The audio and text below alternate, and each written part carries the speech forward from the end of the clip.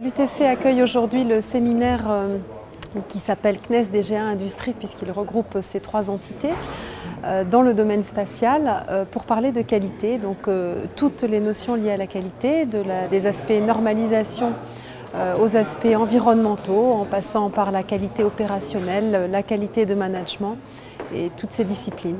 Les objectifs de ce séminaire sont d'échanger très librement entre les divers acteurs, qu'ils soient étatiques comme le CNES ou la DGA, donc les deux grands maîtres d'ouvrage dans le domaine spatial, ou industriels, donc avec les principaux primes que sont Astrium, Thales Alenia Space, SNECPA, mais aussi des PME puisque nous avons SAFT qui est présent avec nous.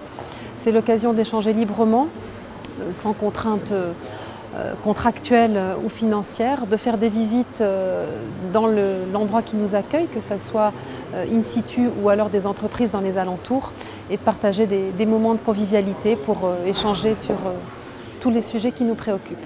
Et chacun se reçoit et essaye de voir un petit peu comment on peut lancer certaines actions complémentaires ou collectives pour améliorer la situation du secteur spatial.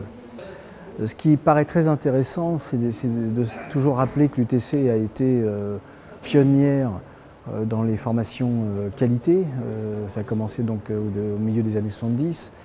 Et de ce fait, il y a toujours un certain nombre d'approches et de méthodes ou d'outils qui sont utiles et que l'on peut partager également entre industriels et entre agences spatiales. Je suis le responsable de la formation qualité FQ01 consacrée au management qualité et à la programmation industrielle. Cet enseignement est lié au CNES depuis longtemps. En effet, quand je suis arrivé en 1999 à l'UTC, où j'ai repris cet enseignement, j'étais en relation déjà avec le CNES, car dans un passé industriel, j'avais monté avec le CNES des formations et j'avais travaillé plus précisément avec Claude Petit-Demange du CNES à l'époque pour importer l'analyse de la valeur en France, mais ça c'était déjà il y a assez longtemps. C'est une université prestigieuse qui donne des nouveaux arrivants au CNES, de jeunes ingénieurs ou de jeunes docteurs.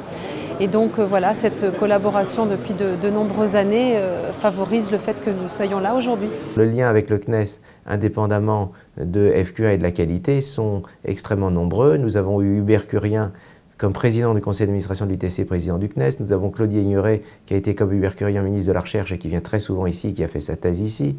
Et puis nous avons un tas de collègues, Mohamed Hamdi, un tas de collègues aussi chez Eudiasic, qui ont des contrats de recherche tantôt avec la Direction Générale pour l'Armement et tantôt avec le CNES.